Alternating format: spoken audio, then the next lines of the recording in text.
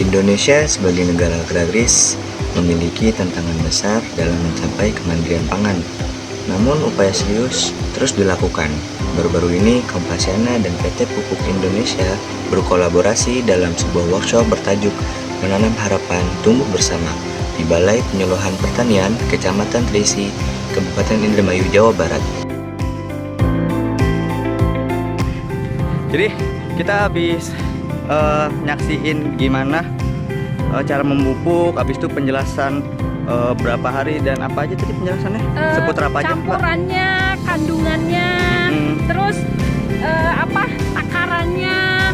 Jadi mereka masih pakai sistem konvensional, di mana pupuk yang udah dicampur itu satu genggaman itu untuk 2 batang tanaman jagung hibrida. Oh, tadi berarti jenisnya hibrida ya? Ya, betul.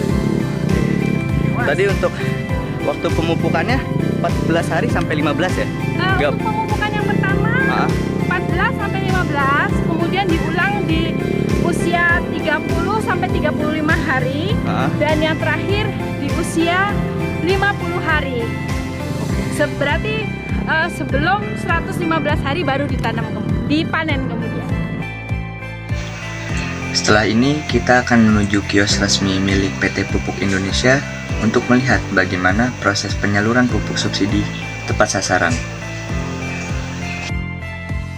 Tadi lumayan ya, perjalanan kita ada kurang lebih 3 jam dan ya disuguhkan dengan persawahan yang hijau dan alam yang ya masih segar. Berikut cara mendapatkan pupuk subsidi. Yang pertama, para petani harus tergabung dalam kelompok tani melalui ketua kelompok tani daerah tersebut. Kemudian yang kedua, mendaftarkan RDKK, yaitu Rencana Definitif Kebutuhan Pokok. Yang ketiga, datang ke kios resmi dengan membawa KTP. Kemudian yang keempat, petugas akan memverifikasi pembelian secara digital melalui aplikasi iPubers. Dan yang terakhir, petani menerima pembelian yang sudah dia pesan sesuai dengan kebutuhan. Lalu, sejauh mana program pupuk subsidi ini membantu para petani? Berikut wawancara saya bersama Ketua Kelompok Tani Kecamatan Trisi. Terkait dampak apa yang ditimbulkan dari kebijakan baru dengan berdirinya kios-kios pupuk Indonesia? Sangat membantu ya Pak, karena apa tuh? Kalau misalkan kebijakan yang baru, ini sekarang contohnya kan dari harga yang tadinya 200 lebih kan sekarang udah di bawah 200 seperti itu tuh.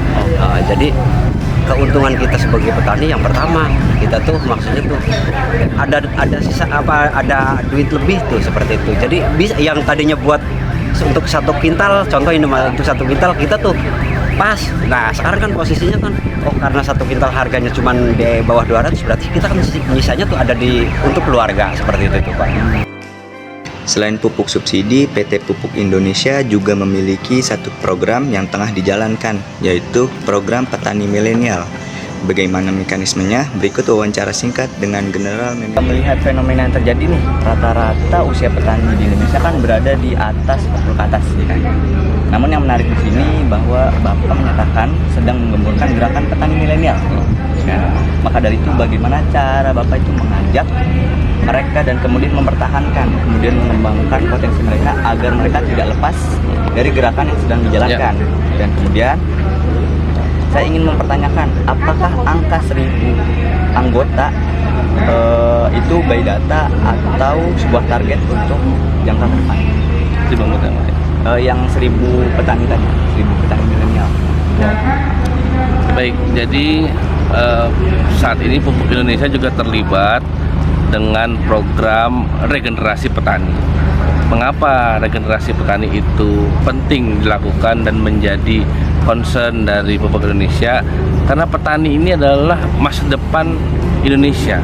Kalau tidak ada petani lagi yang menggarap, petani yang mau meneruskan bertani, siapa kita akan bergantung lagi? Kepada siapa? Nah, oleh karena itu Pupuk Indonesia menggarap betul konteks petani milenial dalam rangka untuk melakukan regenerasi petani. Bagaimana caranya? Tentu kami dengan pengetahuan kami bisa menemukan banyaknya petani-petani yang memang berkontribusi nyata terhadap dunia pertanian. Itu melalui program-program, melalui inovasi-inovasi dari petani-petani muda. Tidak salah kalau Indonesia ini akan menuju ke Indonesia emas.